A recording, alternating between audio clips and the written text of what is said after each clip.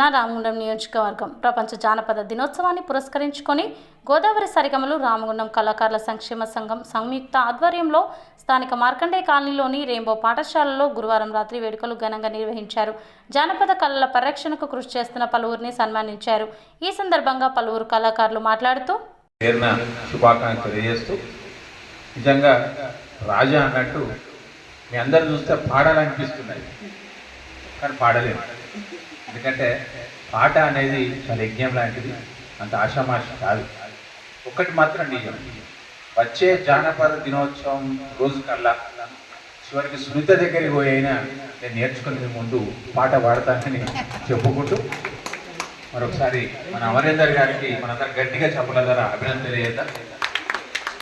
ఆయన తెలిసి చేసిందో తెలుగు చేసిందో స్కూల్ కోసం చేసిందో నాకు తెలియదు, కానీ ఇప్పుడు మనకు ఒక ఓపెన్ ఆడిటోరియం పెట్టింది ఇక్కడ ఈ నిర్మాణం చేసి మన కోసమే అని నేను అనుకుంటున్నా. ఎందుకంటే ఆయన కళాభిమాని.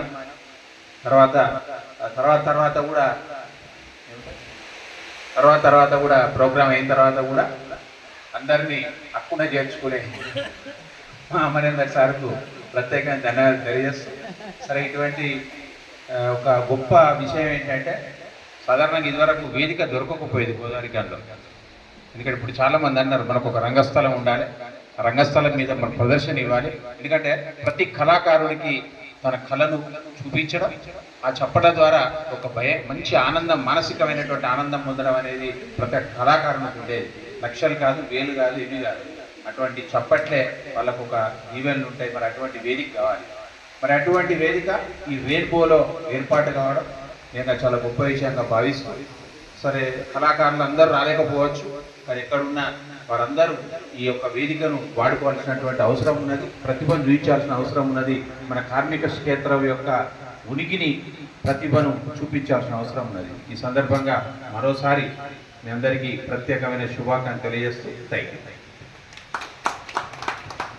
అన్నగారికి ధన్యవాదాలు తెలియజేస్తూ, విశ్వమానవ కళ్యాణం కోసమే, విశ్వమానవ కళ్యాణం కోసం పుట్టింది, కారణభూతమే కళ అన్నారు లియో టాల్స్టాయ్.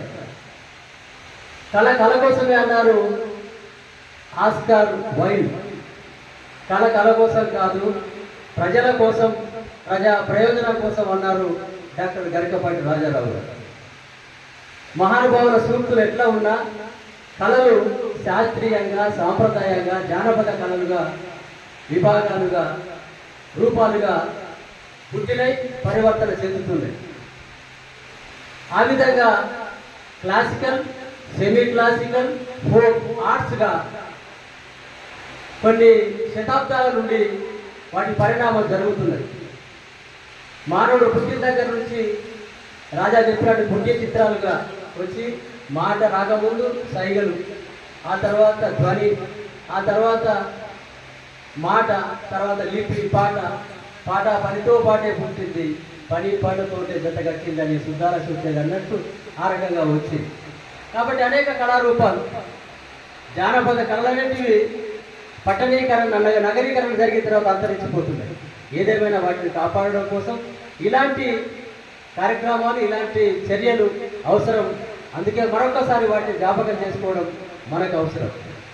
ఇకపోతే జానపద గీతాలు, ఇప్పుడు ఆఖరికి మనకు మిగిలిన జానపద గీతాలు ఎక్కువగా, ప్రదర్శనలు తక్కువ. జానపద గీతాల్లో గ్రామీణులు అలవోకగా, అచివుగా, వాళ్ళకు చదువు రాదు కానీ పాడేది, రాసేది కాదు పాడేది, అచివుగా, అలవోకగా. ఉదాహరణకు చెప్పుకుంటే ఆంధ్రలో ఒక బోటు విన్న ఒక గ్రామంలో, ఏమనంటి నభయో నిన్నేమనంటి నభయా, ఇమలగిరి కమలాన కమలకిచ్చిన పండు, కట్ట కింది బాయి కట్టింది కరవది రాయి, ఆ బాయి నీళ్లు దాగితే బహు రంజుగుంటది రబ్బయ్యా, ఏమనంటి నభయో నిన్నేమనంటి నభయా, ఇమలగిరి కమలాన కమలకిచ్చిన పండు. ఊరికే రాసి పాడింది కాదు. అట్లాగే తెలంగాణలో ఒక గ్రామంలో నేను విన్నా, నెత్తి మీద నెలవంక చుట్ట, చుట్ట మీద సున్నాపు తట్ట, దియ్య దియ్యే దియ్య దియ్యే దియ్య దియ్యే వస్తావే గంగో, పెండ దియ్య వస్తావే గంగా, దియ్య దియ్య వస్తావే గంగో, పెండ దియ్య వస్తావే గంగా. కట్ట కింద మామిడి చెట్టు, కట్ట మీద నేరేడి చెట్టు, కట్ట మీద చెట్టు మీద నేనే పిల్లు, పిల్లరావే గంగూబాయి, పిల్లరావే గంగూబాయి. వీటికి రచయితలు లేరు. అట్లాగే ఒక గొప్ప పాట, నిజాము సర్కారు కూల్చి నిజాము గద్దెను పతనం చేసిన పాటకు రచయిత లేడు. అది ఒక జానపదమే. బండెనిక బండి గట్టి 16 బండ్లు గట్టి ఏ బండే పోతావు కొడుకు, అజ్ఞాత కవి అన్నారు. ఆ తర్వాత తెలిసింది ఎవరో యాదగిరి అని, ఇంటి పేరు కూడా తెలియదు, యాదగిరి అని వేస్తుంటారు. అట్లా అనేక పాటలు ఈ జానపద బాణీలను చేర్చుకొని కూర్చుకొని ప్రజల పాటలు పుట్టినాయి ప్రజా ప్రయోజనం కోసం. మనకు తెలుసు, మన ఊరి పిల్లగాడు మా మిత్రుడు, మీ అందరికీ తెలిసినవాడు కన్నమ లక్ష్మీనారాయణ ఏదో పట్నాలు వేసేటప్పుడు వేసిన పాటల మీద ఒక పాట లేదు, చూడు మల్లేశ చూడు మల్లేశ దేశం ఎట్లా పోతందో కనర మల్లేశ, చూడు మల్లేశ చూడు మల్లేశ దేశం ఎట్లా పోతందో కనర మల్లేశ. ఈనాటి బాలలంతా రేపాటి తీరులంట, నరాలన్నీ తేలిపోయి నత్తబడ్డ కడుపుతోని ఎంగిలి ఇస్తార్ల కొరకు ఎగాబడ్డ తీరు చూడు, ఎంగిలి ఇస్తార్ల కొరకు ఎగాబడ్డ తీరు చూడు, చూడు మల్లేశ చూడు మల్లేశ దేశం ఎట్లా పోతందో కనర మల్లేశ, చూడు మల్లేశ చూడు మల్లేశ దేశం ఎట్లా పోతందో కనర మల్లేశ. ఇట్లా అనేక ప్రజల పాటలు పుట్టినాయి. మేము 45-50 ఏళ్ల కిందటే పాడుకున్న పాటకి ఇలాంటి జానపద బాణీలు కారణం. అట్లాగే నాంపల్లి స్టేషన్ కాడి రాజాలింగో రాజాలింగ, రామరాజ్యం తీరు చూడు శివ శంభులింగ. ఇది జానపదానికి ఆధారంతో రాసినటువంటి పాట.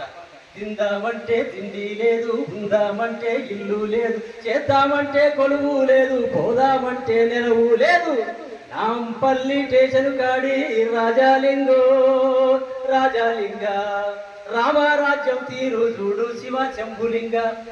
అట్లాగే అనేక పాటలు, లగి జిగి జిగి లగి జిగి జిగి లగి లగి జిగి లంబాడి జనక జనకరి తకిట తకిట తకిట తాళం ఎత్తు తిరగబడర అన్న తిరగబడర అన్న.